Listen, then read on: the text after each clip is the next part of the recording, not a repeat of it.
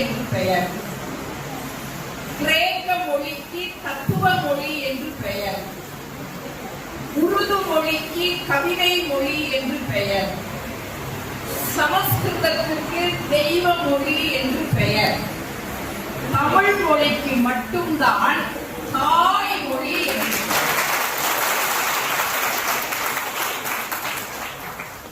தாய்மொழியாம் தமிழையும் தாய் தந்தையரையும் வணங்கி மகிழ்ந்து தமிழ்நாடு மின்சார வாரிய தொழிலாளர் மற்றும் பொறியாளர் ஐக்கிய சங்கம் நடத்தக்கூடிய எழுச்சிமிகு மகளிர் தின விழாவிலே 95% எழுச்சிமிகு மகளிர்களாக அமர்ந்திருக்கக்கூடிய பெண் சிங்கர்களுக்கும் 5% தாங்கள் எடுத்துக்கொண்டு நமக்கு 95% தந்திருக்கக்கூடிய ஆண் தங்கங்களுக்கும் என்னுடைய பணிபுரிந்த வணக்கத்தை சொல்வதிலே நான் மகிழ்ச்சி கொள்கிறேன்.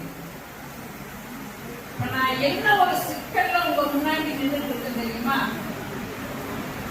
இந்த மாநாட்டை துவக்கி வைத்து மிக அழகாக சிறப்புரை வழங்கிய HMS அகில இந்திய தலைவர் அவர்கள் உங்களோடு தொடர்பில் இருப்பவர். அதனால உங்க துறைகளை பற்றி அவருக்கு எல்லாமே தெரியும். கச்சிதமா பொருத்தமா பேசினார். எனக்கு முன்னால பேசிய அன்பு சகோதரி பிருந்தா அவர்கள், அவங்க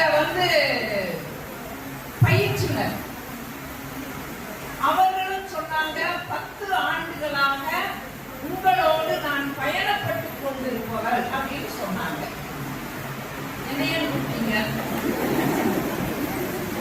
எனக்கு தொடர்பே கிடையாது. மின்சார வாரியத்துக்கு எனக்கு தொடர்பே கிடையாது. மின்சாரம் போச்சுன்னா கம்ப்ளைண்ட் போட தெரியும். அது மட்டும்தான் எனக்கு தெரியும். என்ன ஏன் கூப்பிட்டுருக்கிறீங்க எனக்கு தெரியல. இப்ப என் பேச்ச நான் எப்படி கொண்டு போறதுன்னு தெரியல. நீங்க ஒண்ணு ஞாபகம் வச்சுக்கோங்க, எந்த விழாவா இருந்தாலும் அந்த விழாவுக்கு பொருத்தம் இல்லாதவர்கள் கடமை ஏற்றார். சிறப்புரை ஆற்ற வந்தால் என்ன சிக்கல் வரும் தெரியுமா? நீங்க பொதுவா கல்லூரி பள்ளிகள்ல விளையாட்டு விழான்னு வந்தா யார கூப்பிடணும்? காவல்துறை நண்பர்களை கூப்பிடணும். ஆண்டு விழா அப்படின்னா எங்களை மாதிரி இருக்கிற பேச்சாளர்களை கூப்பிடணும். ஒரு பள்ளிக்கூடத்துல விளையாட்டு விழாவுல ஒரு அரசியல்வாதியை கூப்பிட்டாங்க. அவர் இப்படி உட்கார்ந்தார். அவருக்கு முன்னால ஃபுட்பால் கால்பந்தாட்டம் இறுதி போட்டி நடந்துச்சு. அந்த மனுஷன் உப்பு கவனிச்சுக்கிட்டே இருந்தார்.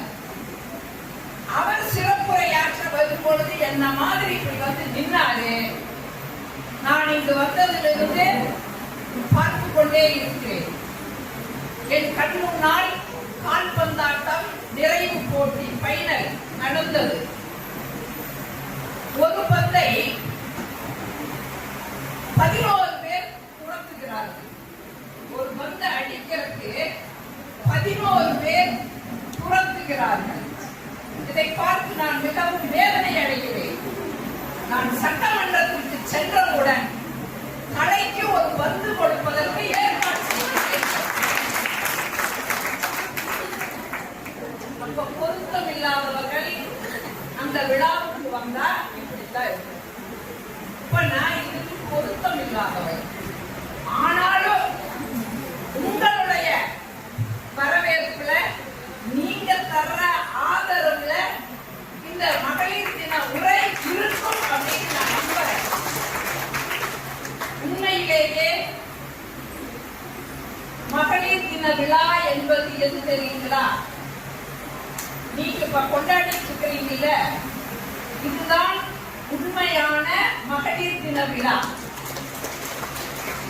நான் ஏன் இதை சொல்றேன் தெரியுமா? ஒரு நிறுவனத்துக்கு பேச போனேன். மார்ச் 8 மகளிர் தினம்.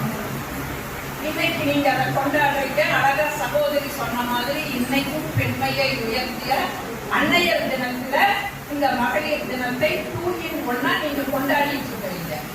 மார்ச் 8 மகளிர் தினம் ஒரு நிறுவனத்துல நான் பேச போனேன்.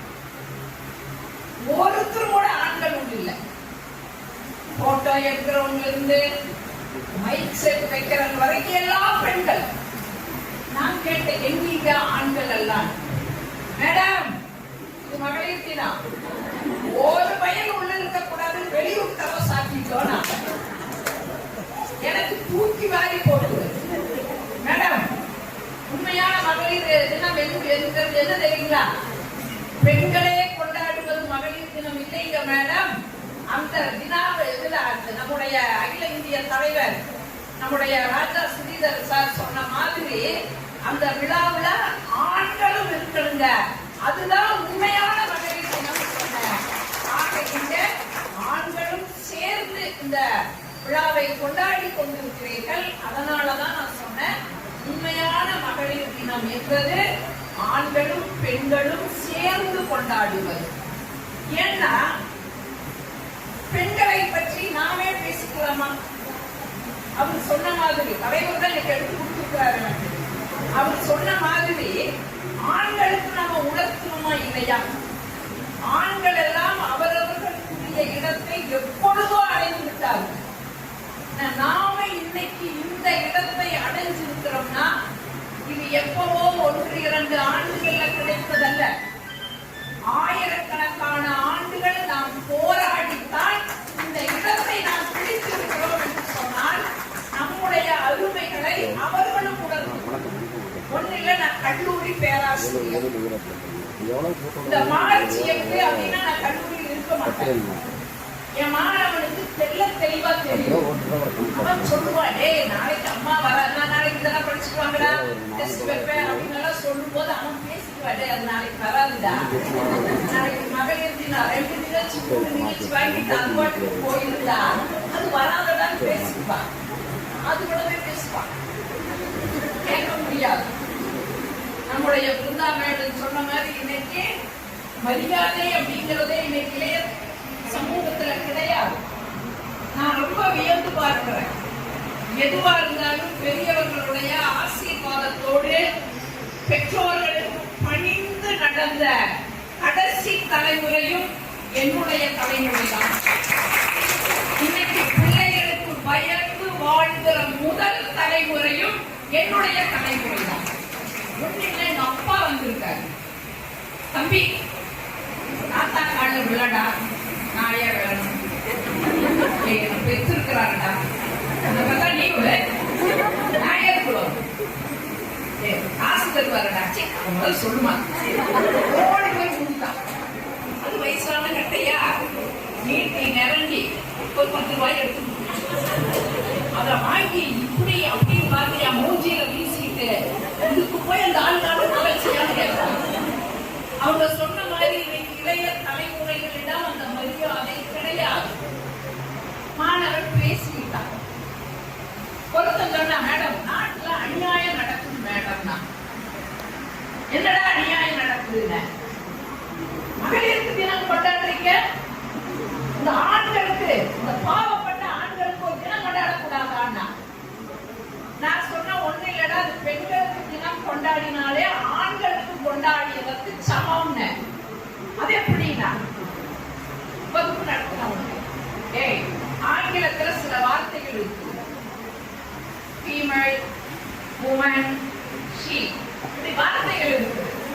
அதுல அந்த உமன்ங்கிற வார்த்தைய முன்னாடி இருக்கிற WO எடுத்துக்கடா, யார குறிக்குதுன்னு. மேன் எங்களை குறிக்குது மேடம்னா. ஃபீமேல்ங்கிற வார்த்தை எவ்வளா, அது பெண்ணை குறிக்கிறது. FE அதை எடுத்துக்கடா, மேல் யாரடா குறிக்குறா, மேடம் எங்களை குறிக்குது மேடம். ஷீங்கிற வார்த்தையில எஸ் எடு, HE எதடா குறிக்குதுன்னா, மேடம் எங்களை குறிக்குதுன்னா. இப்ப நான் சொன்னேன், எங்களுக்கு தினம் கொண்டாடினால் அது உங்களுக்கும் கொண்டாடப்பட்டதற்கு சமம்னு சொன்னேன். எனக்கு கொஞ்சம் கோபம் வந்து, என்னையே மடக்கிட்டான்ல, அதனால கேட்டேன். இப்ப மக்களையே பேசுறீங்களா,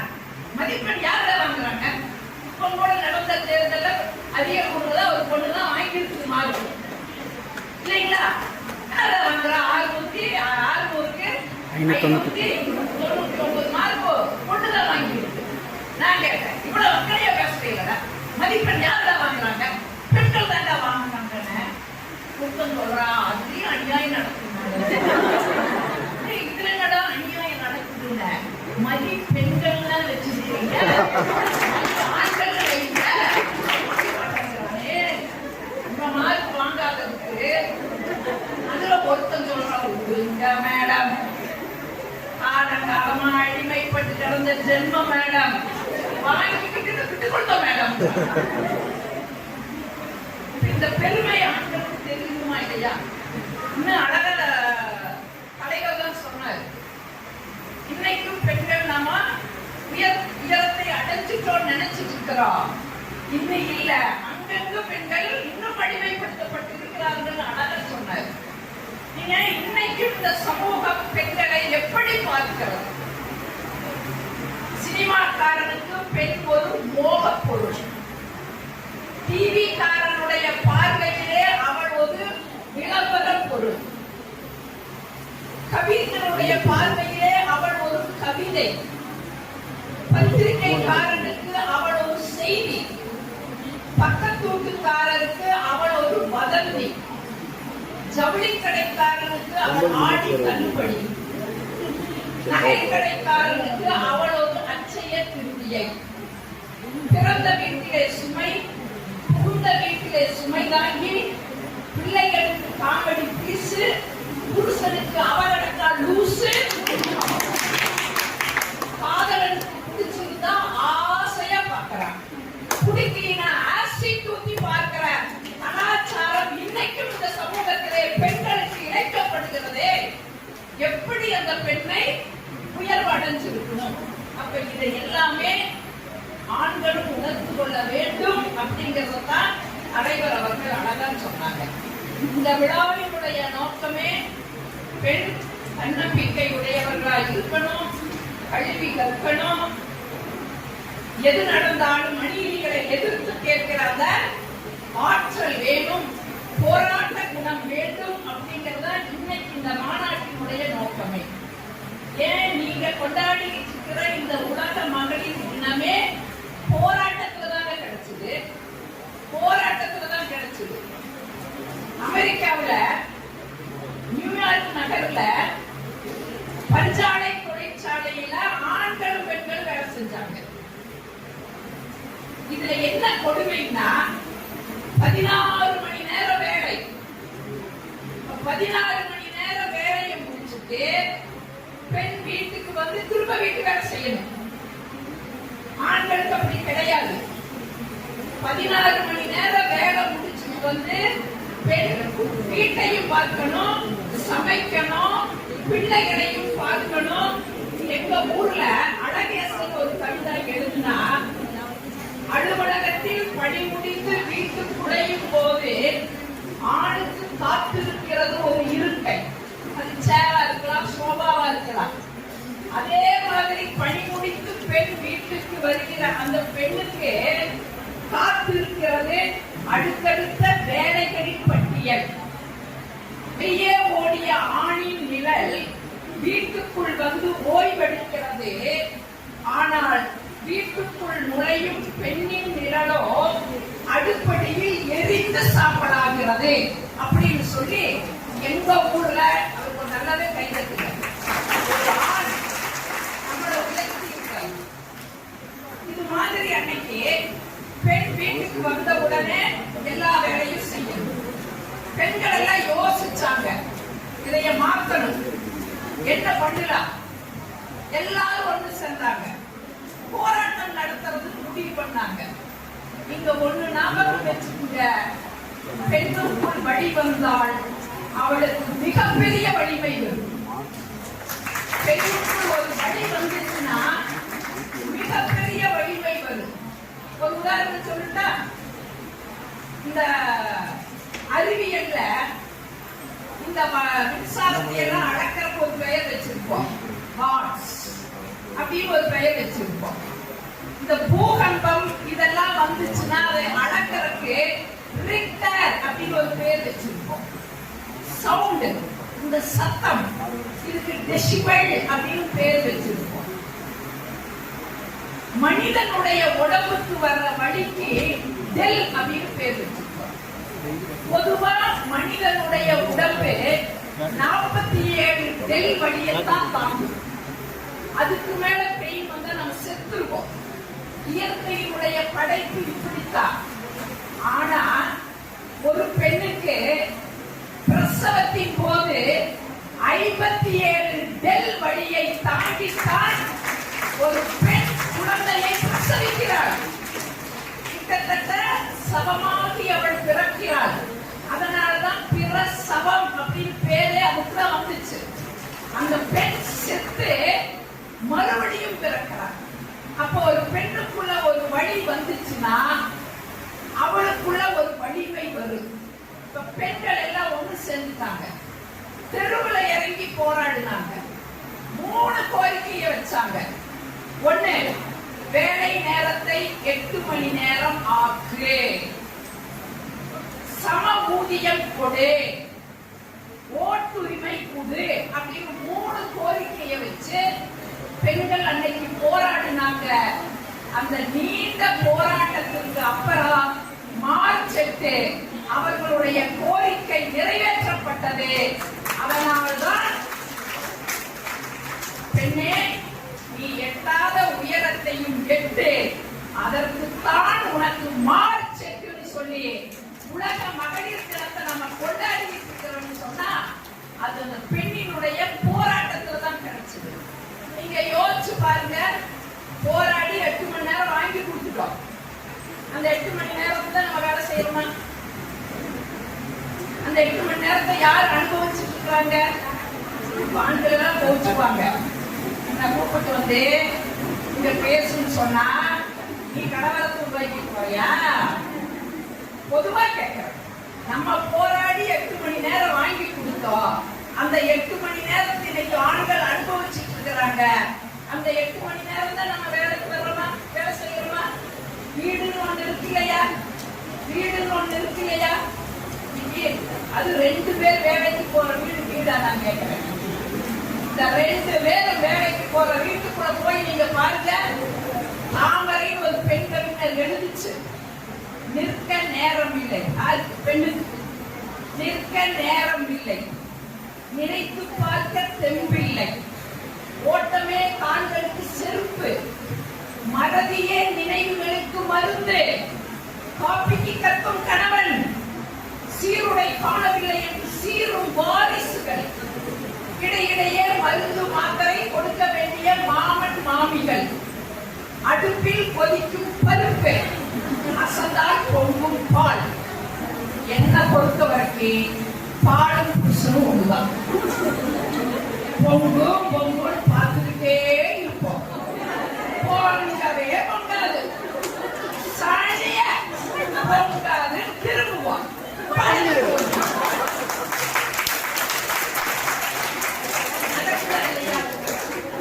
2 பேர் வேலைக்கு போற வீடு. நான் கல்லூரி பேராசிரியர் சொன்னேன், இன்றைக்கு 5 மணிக்கு நான் தான் எழுந்திருக்கிறேன். சகோதரி கேட்டாங்க, இன்னைக்கு எல்லா வேலையும் செஞ்சு வச்சுட்டு வந்தவங்க அத்தனை பேர் செய்து முடியல, நானும் செஞ்சிருக்கிறேன். நேற்று ஒரு நிகழ்ச்சி இந்த பக்கத்துல சித்தோடு நைட்டு 1:30 மணிக்கு தான் வீட்டுக்கு போனேன். திரும்ப காலையில் 5 மணிக்கு எழுந்திரிச்சுட்டேன். இன்னைக்கு வேற என்ன டே? நான் வெஜ் டே. பட்டியல் போட்டுட்டு படுத்துறீங்களா? சனிக்கிழமை ஊடுறது, பறக்கிறது, துள்ளறது, குடிக்கிறது, ஒவ்வொன்றுக்கும் ஒவ்வொரு அத்தனையும் செஞ்சு வச்சுக்கிட்டு நம்ம மேடைக்கு வர்றோம். வரோமா இல்லைங்களா? அதே 5 மணிக்கு எழுந்திருக்கிறேன். எல்லா வேலையும் பரபரப்பு செஞ்சுக்கிட்டு கடைசியா டிஃபன் தோசை முட்டையில என் பிள்ளை ஓடி வருவாங்க. சீப்பக்கானம் சீப்பக்கானம் கடையிலேயே கடையில பையன் கத்துவா. அந்த தோசையை திருப்பி போடையில பையன் கத்துவா, அம்மா சாட்சி காணோம். ஓடி போய் எடுத்து கொடுத்துட்டு வர்றதுக்குள்ள தோசை கருங்கி. கருந்த தோசை யார் சாப்பிடுவோம்? அம்மாதான். கை தட்டத்துல ஊட்டிக்காரி சாப்பிடுவார். தமிழ் இருக்கு சார். அடுத்தது 2வது தோசை மூட்டையில எங்க 7:30 அப்பதான் எழுந்திருக்கு.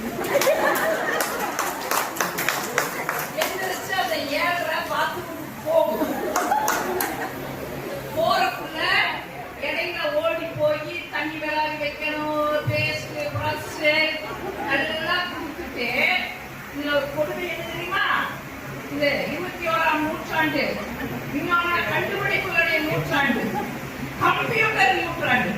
புதுக்கு வேற வைக்கும் கையில் அருவாள். இதுல வேற ஒரு கேள்வியை கேட்பாரு, இவ்வளவு அழகாக முதுகுஜைக்கு செப்படிக்கிட்டே எங்கடிக்கத்தாய் என் வீட்டுல பத்தி இருக்க மாட்டேன், நான் தான்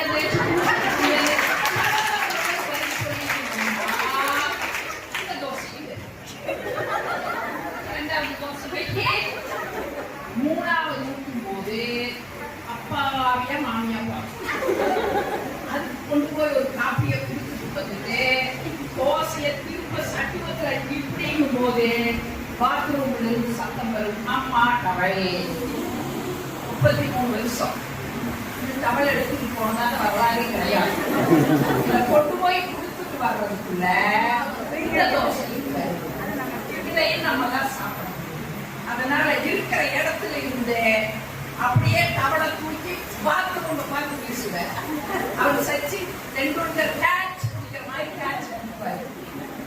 இருக்கிற பரபரப்புல என்னைக்கு மறந்து போய் துண்டை போடுறதுக்கு பதிலா சட்டுவத்தை போடுவேன் தெரியாம இன்னைக்கு 2 பேரும் வேலைக்கு போற வீடு பரபரப்பாக இருக்கிற காலகட்டம் தான். நான் இல்லைன்னு சொல்லல. கொரோனா காலத்துல எல்லாத்துக்கும் கூட்டு போட்டோம். கோயிலுக்கு கூட்ட போட்டா, பள்ளிக்கூடத்துக்கு கூட்ட போட்டா, அது நாங்களாம் ஆன்லைன்ல கிளாஸ் எடுத்தோம். என்ன கொடுமையெல்லாம் நான் அனுபவிச்சு தெரியுமா? கல்லூரியிலே ஸ்ட்ரிக்டான பேரண்ட்ஸுக்கு நான் தான் செல்போன் வச்சுக்கிட்டு அனுமதிக்க மாட்டேன். அட்லீஸ்ட் ஏன் வகுப்பையா செல்போன் இல்லாம இருக்கிற குறிக்கோளா இருப்பேன். வாங்கி வச்சுக்கிட்டே வருஷ கடைசியில் உங்க அப்பா அம்மா வந்து எங்கிட்ட வாங்க சொல்லு, வாங்கி வச்சுக்குவேன். இந்த கொரோனா வந்துருச்சா எல்லா செல்போனும் கையில, ஏ வாடா வந்து வாங்கடா, வரமாட்டேன். வந்து வாங்கிட்டு செல்போன்ல என் வகுப்புல வாடா சம்பளம் தருவாங்க, வரமாட்டேன் மேடம். நானும் உங்களை மாதிரி கொள்கையிலேயே இருக்கிறோம் மேடம். நீங்க எப்படி வருஷ கடைசியில கப்பனாத்தால கொடுப்பீங்களா, அது மாதிரி நானும் வாங்க மாட்டேன் மேடம். நீங்க வருஷ கடைசியில கப்பனாத்தால கொடுத்தா வரமாட்டேன். நம்ப மாட்டீங்க, சானிடைசர்லயே குளிச்சேன், 5 மாஸ்க போட்டேன். சாருக்கு நல்ல ஒரு கை தட்டி அவருக்கு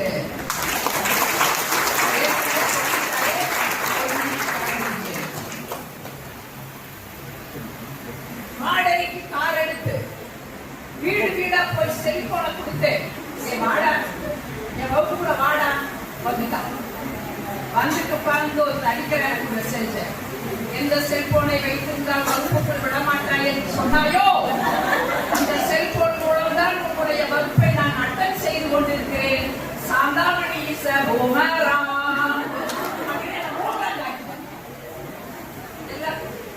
வீட்டுக்குள்ள வரணுமா, சமையல் கட்டுக்கு நம்ம 3 விழா பண்ணணுமா, ஆன்லைன்ல வகுப்பெடுக்கணும், ஓடி வந்து குக்கர் வைக்கணும், திரும்ப வந்து இவனுக்கு ஒரு ஹோம்ஒர்க் கொடுக்கணும், அப்புறம் போய் சாம்பார் தாளிக்கணும், பரபரப்பா செய்யுமா. எங்க வீட்டுல ஒர்க் ஃப்ரம் ஹோம்னு ரூம் எல்லாம் டார்க் பண்ணிடுவாரு. லேப்டாப் வச்சு உட்கார்ந்தாருன்னா வெளியே வர மாட்டாரு. ஒரு வார்த்தை சொன்னாரு, அம்மா நாக்கு நமக்குமா முறுக்கு சுட்டு கூடமானாரு. இந்த வேலையிலேயே முறுக்கையும் சுட்டு கொண்டு போய் வச்சுட்டா கத்துறாரு. என்ன முறுக்கு சுட்டுருக்கிற, ஒரே கசப்புனா இருக்கு. நான் ஓடி போய் லைட்ல போட்டு பாக்குறேன், கட்டத்துல வச்ச முறுக்கு அப்படியே இருக்குது. இந்த கொசுவுக்கு 10 லட்சம் அதை தூக்கிட்டு இருந்து எத்தனை அலப்பறைகளை நம்ம சந்திக்கிறோம் இல்லைன்னு சொல்லுங்க. ஆனா ஒண்ணு ஞாபகம் வச்சுக்குங்க, இந்த ஆண் மனநிலைக்கு பெண் மனநிலைக்கு என்ன வேறுபாடு தெரியுமா? அழகா சகோதரி கூட சொன்னாங்க, 5000 6000 ஆண்டுகளுக்கு முன்பே பெண் வேலை செஞ்சிருக்கிறாங்க. இது இன்னொரு சிறப்பு என்ன தெரியுங்களா? அதே வேட்டையாடுற சமூகத்துல முதலாக நம்முடைய சமூகம் வேட்டை சமூகமாகத்தான் இருந்துச்சு. அதுல ஆண்கள் வேட்டையாட போயிருவாங்க, பெண் என்ன பண்ணிட்டு இருந்தா தெரியுமா? அங்க இருக்கிற காடுகள் கூட எதெல்லாம் ஒயிட் அனிமல், எதெல்லாம் பெட் அனிமல் கண்டுபிடிச்சான். அப்படி வந்ததுதான் நாய், பூனை, கோழி, ஆடு, மாடு, இதையெல்லாம் பெட் அனிமல் பெண் கண்டுபிடிச்சிட்டான். இன்னொரு 6 மாசம் வேலை எடுத்துட்டு வேட்டையாட போகும்போது போவான். அதுல அந்த ஆடு மாடுகள்லாம் என்ன சாப்பிடுதுங்கிறத பார்த்தா அந்த விதைகளை எல்லாம் உருவி வச்சுட்டான். அப்புறம் இருக்கிற இடத்துல அதை விவசாயம் பண்ணினான். அதுதான் தானியங்கள். இன்னைக்கு விவசாயம் என்ற ஒன்று கண்டுபிடிக்கப்பட்டதுன்னு சொன்னா அது பெண்களால் தான் முதல் முதலாக விவசாயம் கண்டுபிடிக்கப்பட்டது. அந்த பெட்டனிமலா இருக்கிற ஆடு மாடு இதுல எல்லாம் பால் கறக்க கத்துட்டான். அதை விற்பனை செஞ்சான். குடும்பத்தினுடைய பொருளாதாரத்தை இப்படித்தான் 5000 6000 ஆண்டுகளுக்கு மேலும் பெண் தொழில் செஞ்சிருக்கிறார். ஆக இந்த பெண் அப்படிங்கிறவங்க சாதாரணப்பட்ட பெண்கள் கிடையாது. நீங்க நல்லா யோசிச்சு பாருங்க. இந்த ஆண்கள் மனநிலை பெண்கள் மனநிலை ஒரு வேறுபாடு சொல்லியது. ஏன் நான் கல்லூரி பேராசிரியர் தான் சொன்னேன். இப்பதான் இன்டர்னல் டெஸ்ட் நடந்துச்சு. பேப்பர்ல திருத்தினேன். பெண் பிள்ளைகளுக்கு கொடுத்தேன். அமுதா 95 மார்க், அகிலா 94 மார்க், 80 85 எல்லாம் பெண் பிள்ளைகள். இந்த 95 வாங்கின அமுதா சிரிக்கணுமா இல்லையா? ஆளுநர் அழுது எனக்கு தாங்கல. நம்ம 95 வாங்கிட்டியாமா? பிள்ளைங்களோட 105 மார்க் வாங்கியிருந்தா நான் சட்டம் வாங்கியிருப்பேன், எங்க அப்பா அம்மாவுக்கு சந்தோஷப்பட்டிருப்பாங்க அழுது. முந்தைய சங்கம் வெறும் 5 மார்க் 5 மார்க் வாங்கணும்னு அழுவணுமா இல்லையா? எனக்கு கோபம் வந்தது. முருகேசா 95 வாங்கிட்டு அவங்க அழுகுது. 5 மார்க் வாங்கிட்டு கேட்க முக்கேடு சிரிக்குது. வெக்கம் இல்லையான அவங்க போட்ட உனக்கே வெக்கம் இல்லை. நானே வெக்கப்பட விடுறேன். ஒரு வார்த்தை கேட்டா பாருங்க, மேடம் அந்த சிஸ்டருக்கு என்ன பிரச்சனை? 5 மார்க் குறையுதுன்னு அழுகுதுதான். இதாங்க எனக்கு ட்ரான்ஸ்ஃபர் பண்ணுங்க. எதையுமே அவங்க இயல்பா கடந்துருவாங்க. ஆண்கள் எதையுமே இயல்பா கடந்துருவாங்க. நீ ஒண்ணு வேண்டாம், நம்ம புடவை வாங்க போறோம், அவ்வளோ சீக்கிரம் செலக்ட் பண்ணிடுமா, அவ்வளோ சீக்கிரம் செலக்ட் பண்ணிடுமா? நீங்க ஒண்ணு ஞாபகம் வச்சுக்கோங்க, யாரா இருக்கோ நோபல் பரிசு தருதுங்க. ஆனா என்ன பொறுத்தா நான் யாருக்கு ரெக்கமெண்ட் பண்ணுவோம் தெரியுமா? இந்த ஜவுளி கடையில புடவையை எடுத்து போடுறாங்க பாருங்க, போட்டு எடுத்து மடிக்கிறாங்க பாருங்க, அவங்களுக்கு நோபல் பரிசு தரணுங்க. அவ்வளவு பொறுமை. நம்ம பார்ப்போம் டிசைன் கரெக்டா இருக்கா, கலர் பொருந்துதா, மேட்ச் ஆகுதா, நம்ம அர்த்தம் பார்ப்போம். இந்த கலர் நமக்கு மேட்ச் ஆகுதா? ஏன்னா வாழ்க்கையில வந்து வாட்சதான் மேட்சா வாய்க்கல, இன்னும் பெட்ரோல் புடவையாவது நமக்கு மேட்சா வாய்க்கிட்டே அப்படின்னு நம்ம பார்ப்போம். நம்மளால ஓடி போய் எதை பார்ப்பாங்க? இல்ல பார்ப்பாங்க. மனநிலை தெரியுதுங்களா?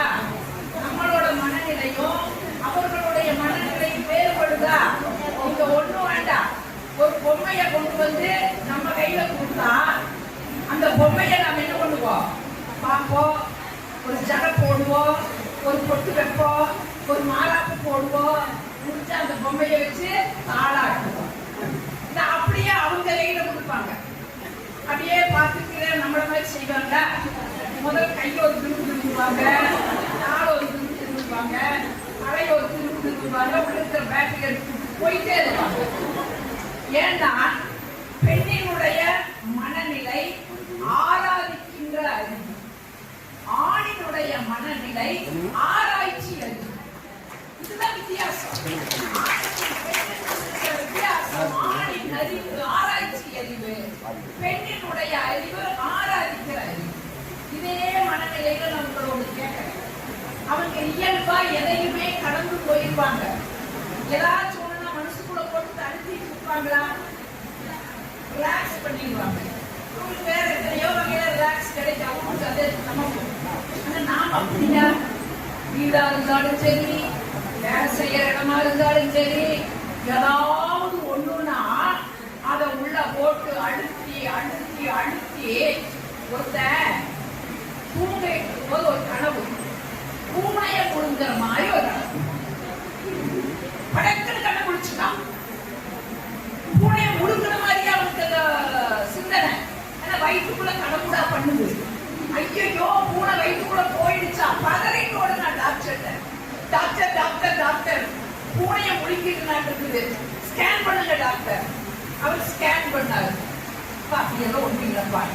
நம்பிக்கை வரல, இன்னொரு டாக்டர் போனா, டாக்டர் நீங்களும் நல்லா ஸ்கேன் பண்ணுங்க டாக்டர். அவரு ஸ்கேன் பண்ணாரு, ஒண்ணு இல்லைன்றாரு. அவனுக்கு மனசு ஆறு வயிற்றுக்குள்ள என்னமோ பண்ணிட்டே இருக்குது. பெரிய ஆஸ்பத்திரிக்கு போனான். இந்த நாட்டுல பெரிய ஆஸ்பத்திரி 2 இருக்குது. ஒண்ணு ஏழவாழையெல்லாம் பாக்குற ஆஸ்பத்திரி, இன்னொன்னு 2 கோடிக்கு இடிக்குதுங்கிற பெரிய ஆஸ்பத்திரி. நான் ஒரு உதாரணத்துக்கு சொன்னேன், இந்த அரசியல் உதாரணத்துக்கு சொன்னேன். இவன் அந்த 2 கோடி இடிக்குதுங்கிற பெரிய ஆஸ்பத்திரிக்கு போனான். டாக்டர், என் ஊர்ல 2 டாக்டர் ஸ்கேன் பண்ணாங்க, ஒண்ணு இல்லைன்னு சொல்லிட்டாங்க, நீங்களாவது நல்லா ஸ்கேன் பண்ணுங்க டாக்டர். அவரு ஸ்கேன் பண்ணாரு, ஒண்ணு இல்லை. ஆனா அவர் டெக்னிக்கலா ஒரு வேலை பண்ணாரு. அந்த ஸ்கேன் படத்துல ஒரு பூனையை அவரே வரைஞ்சாரு. ஆமாண்டா, உங்க வயிற்றுக்குள்ள பூனை இருக்குது, அடுத்த வாரம் வா எடுத்து விட்டுறேன். டாக்டர், எங்க ஊர்ல 2 டாக்டர் ஸ்கேன் பண்ணிட்டு ஒண்ணு இல்லை நாங்க, நீங்க எப்படி டாக்டர் கண்டுபிடிச்சீங்க? அவரு சொன்னாரு, அவங்க எல்லாம் லைட் ஆஃப் பண்ணிட்டு எடுத்தாங்க, பூனை ஒளிஞ்சிருச்சு. நான் லைட்டை போட்டு எடுத்தேன், தப்பிக்கல, சிக்கிடுச்சுடா. கேள்வி கேட்ட வாழ எடுத்து வரணும். நர்ஸுக்கு போகும், டாக்டர் உழைக்கிறதுக்கு 1000 வழி இருக்குது, இந்த வழியை நீங்க தேர்வு செய்யலைப்பா. உழைக்கிற வழி இல்லை. அவன் மனசுக்குள்ள பூனையை கொடுக்கிற மாதிரி ஒரு கற்பனையை வச்சுட்டு இருக்கிறான். முதல்ல அதுல இருந்து அவனை வெளியில கொண்டுட்டு வருவோம். நீ ஒண்ணு பண்ணு, அடுத்த வாரம் ஒரு பூனையை பிடிச்சு வெளியே நின்று கொண்டு அடுத்த வாரம் வந்தான், படுக்க வச்சாரு. என்னென்னமோ ஆபரேஷன் பண்ற மாதிரி என்னென்னமோ அவனுக்கு வயிற்றுக்கிட்ட மரத்துக்கு போக வச்சுட்டு, என்னென்னமோ அவனுக்கு நினைவெல்லாம் இருக்குது, என்னென்னமோ ஆபரேஷன் எல்லாம் பண்ற மாதிரி ஆக்ஷன் பண்ணிட்டு கரெக்டா ஜாட காமிச்சாரு அந்த நர்ஸு கிட்ட. அது குறுக்கால பூனை விட்டுச்சு, ஓடிச்சு பூனை. இப்ப டாக்டர் சொன்னாரு, உன் பிரச்சனை தீர்ந்தாச்சு, பூனை ஓடுது, பூனை வெளியில கொண்டு வந்துட்டான், போயிருந்துச்சுனாரு. அழுதான், ஓடு அழுதான். ஏன் உன் பிரச்சனை தீர்ந்தாச்சு, ஏன்டா ஓட அழுகிற? இல்ல டாக்டர், குளிக்கும் போது கருப்பு பூனையா இருக்குது டாக்டர், ஓடும் போது வெள்ளை பூனையா ஓடுது டாக்டர், அது வயிற்றுக்குள்ள போய் குடித்தனம் பண்ணி குட்டி போட்டுட்டு. இவன் என்ன பண்ணுவீங்க? மாற்ற முடியுமா? இது மாதிரிதான் நாமும் ஏதாச்சும் ஒரு சின்ன விஷயம்னாலும் கூட, வேலை செய்யற இடமா இருந்தாலும் வீடா இருந்தாலும், அத மனசுக்குள்ள போட்டு அழுத்தி அழுத்தி அழுத்தி அதுல இருந்து வெளிவர முடியாம சிக்கி தவிச்சு அதை பூதாகரப்படுத்தி நம்ம தான் சகோதரி சொன்ன மாதிரி மனம் நோய்க்கு ஆளாகிறோம். ஒண்ணு ஞாபகம் வச்சுக்கோங்க, ஒரு உதாரணம் சொல்ற, ஓடுற தண்ணியில, ஆற்று தண்ணியில ஒரு கல்லை தூக்கி போட்டீங்கன்னா அந்த கல்லு கீழே போய் ஜாம்பன்னு உட்கார்ந்து அசையுமா? அசையாது. அதே ஓடுற தண்ணியில ஒரு இலைய பறிச்சு போடுங்க, அந்த ஆற்று தண்ணி எங்கெல்லாம் போகுதோ அங்கெல்லாம் அந்த இலை போகும். அது மாதிரிதான் நீங்க மனசுக்குள்ள ஒண்ணு போட்டு கண்ணு மாதிரி அழுத்திட்டீங்கன்னா ஒரு உடலும் வெளியில வர முடியாது. அந்த இலை மாதிரி மனுஷ லகுவா வச்சுட்டீங்கன்னா வீடா இருந்தாலும் ஜெயிக்கலாம். இந்த பக்குவத்தை இந்த வகையில் இருக்கிற பெண்கள் ஒரு உறுதியா ஏற்றுக்கணும். எங்கேயுமே சமாளிக்கப்படாதுங்க, அது நம்ம கிட்டதான் இருக்குது. அவங்க சமாளிக்க மாட்டாங்க, நம்ம தான் ஒண்ணு இல்ல. மேடைகளுக்கு நிறைய வீட்டுக்காரங்க கூட்டிட்டு வராங்க. ஏன் தப்பி தவை ஒரு மேடைக்கு தான் அந்த மனுஷன் கூட்டிட்டு வந்த அமைப்பாளர்லாம் பார்த்துட்டு, ஐயோ அக்கா மாமாவை கூப்பிட்டு வந்துருக்கு, கொண்டு வந்து இப்படி முன்னால உட்கார வச்சாங்க. ஆளு முன்னால உட்காந்து நம்மளால பேச முடியுமா? இல்லாததுனால நம்ம என்ன வேணா பேசுறோம். நீங்களும் சொல்ல மாட்டேங்க, தெரியல, அனுப்ப மாட்டேங்க.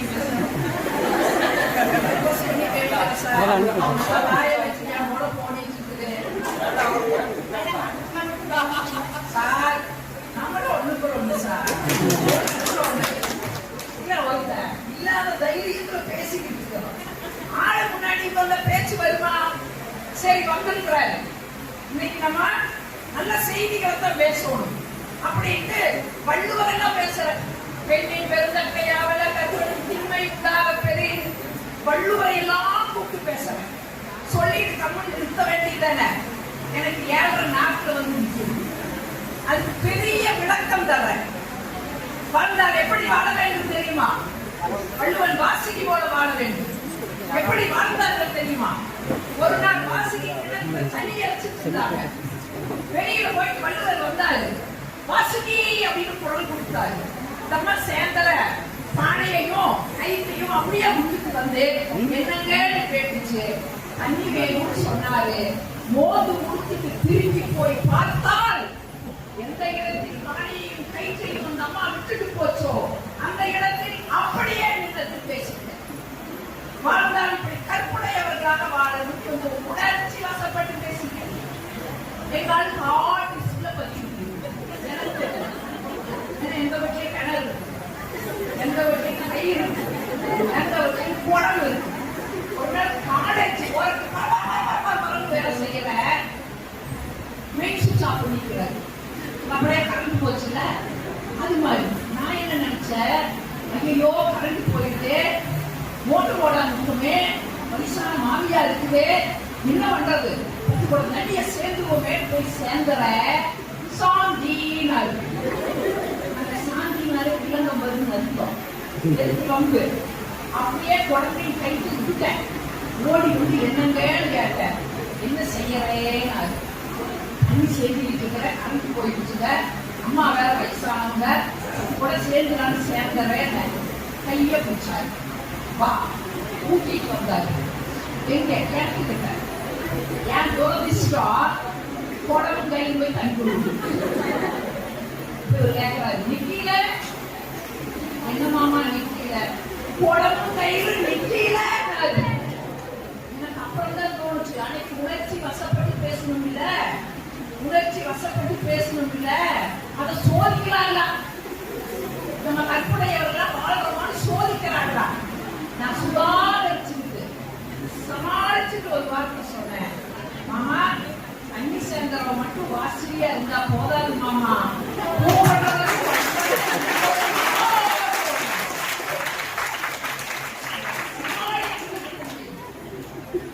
எந்த இடத்துலையும் நம்ம ஜெயிக்கணும். ஒண்ணு இல்ல, 6 மாசத்துக்கு முன்னாடி என் மாப்பிள்ளை எனக்கு ஒரு மெசேஜ் அனுப்புறாரு. அதே உங்க ப்ராடக்ட் ஒழுங்காகவே வேலை செய்யுது. யாரு ஒன்னா நான் யோசிச்சேன், ஐயோ ஏதோ போக்குமா பார்க்கிறேன் சாமி. நான் ரிப்பீட் மெசேஜ் அடிச்சேன். அந்த ப்ராடக்ட் உங்களுக்கு சேல் பண்ணி பல வருஷம் ஆயிடுச்சு, வாரண்டி பீரியட் தீர்ந்து போச்சு. அந்த ப்ராடக்ட் ஒழுங்கா வேலை செய்யவில்லை என்றால் இந்த கம்பெனி பொறுப்பேற்காது.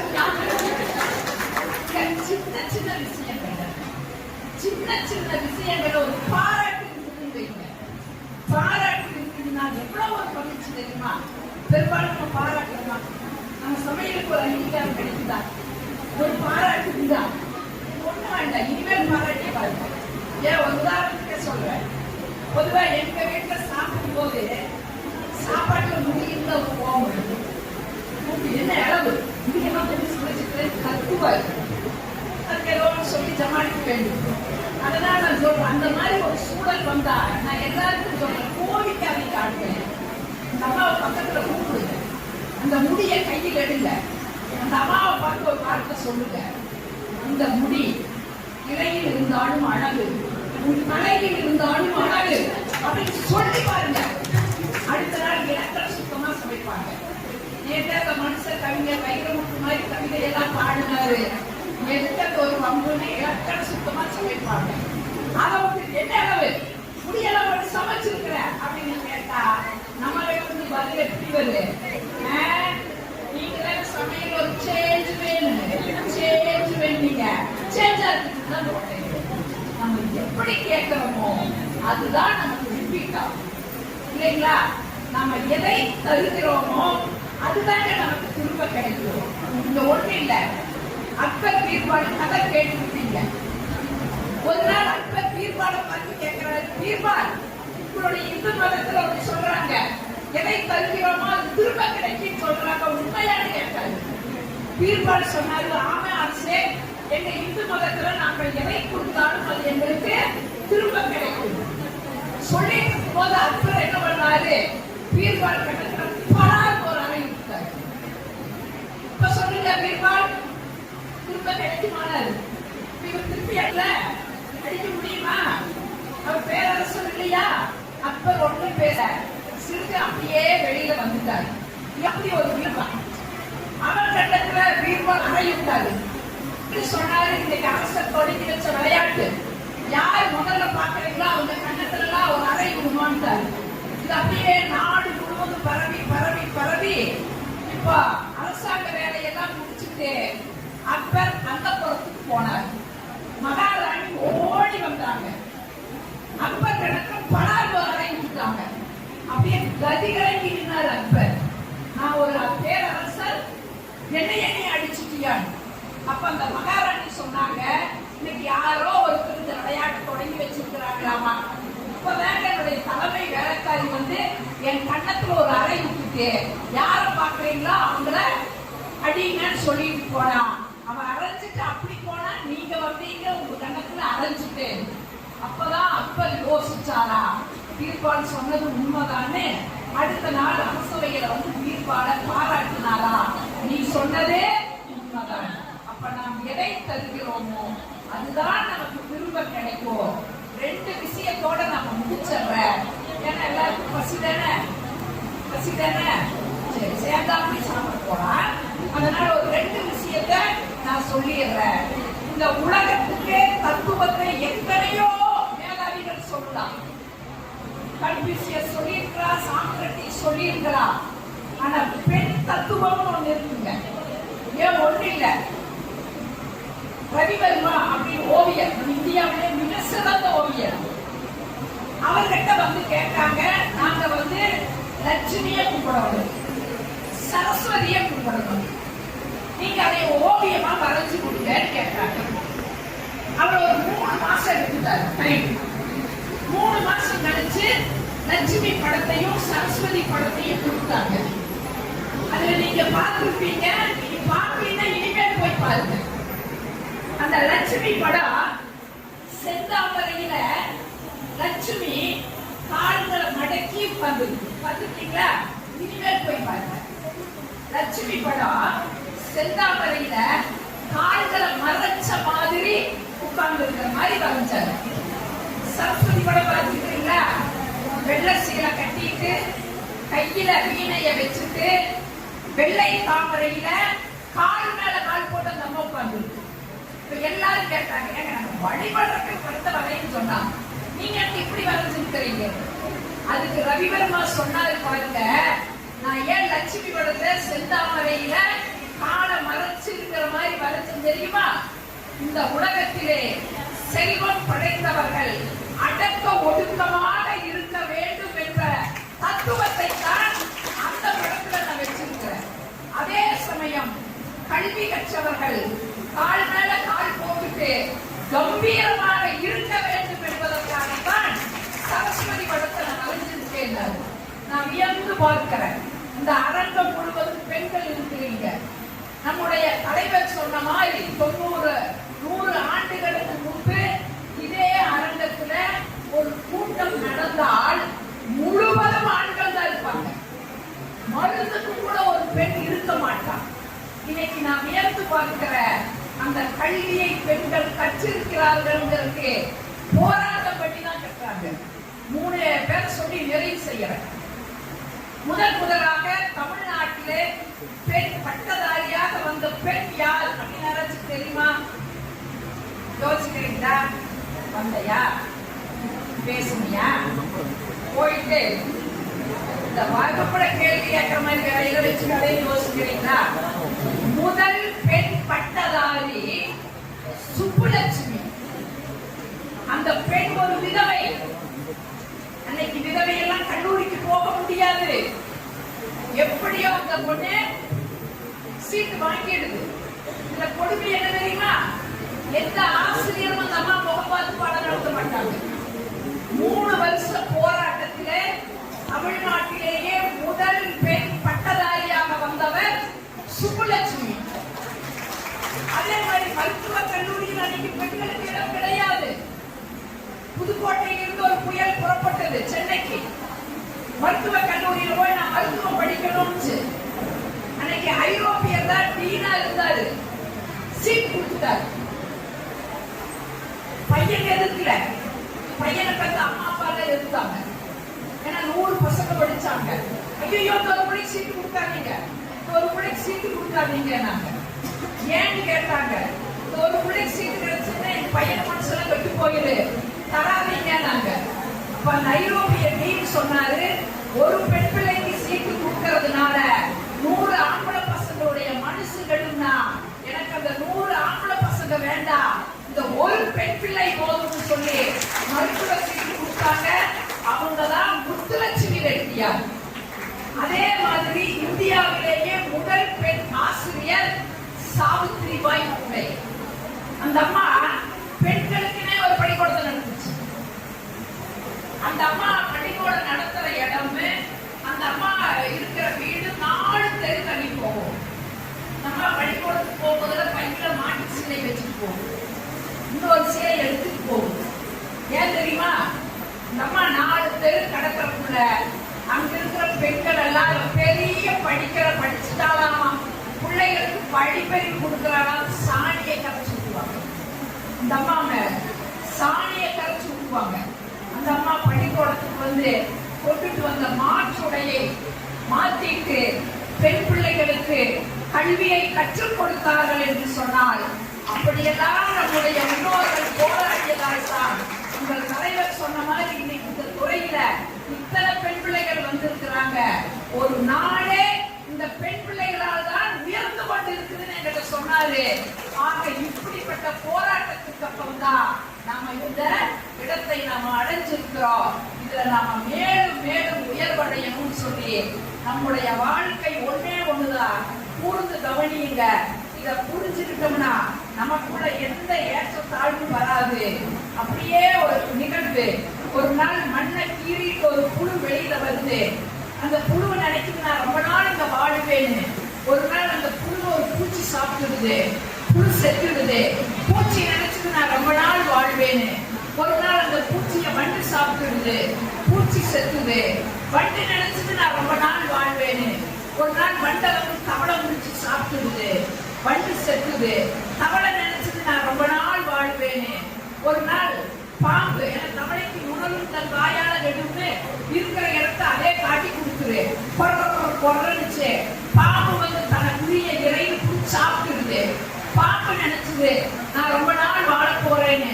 ஒரு நாள் உயரத்துல ஒரு கழுகு பறந்துட்டு இருந்துச்சு, கீழே பார்த்துது, பாம்பு ஊறிட்டு இருந்தது.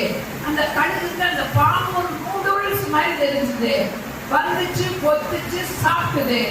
கழுகு நினைச்சது நான் ரொம்ப நாள் வாழ்வோன்னு.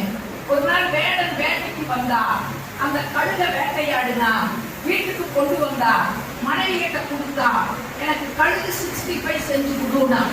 ஏன் சிக்கன் 65 தான் செய்யணுமா, கழுகு 65 செய்யக்கூடாதா?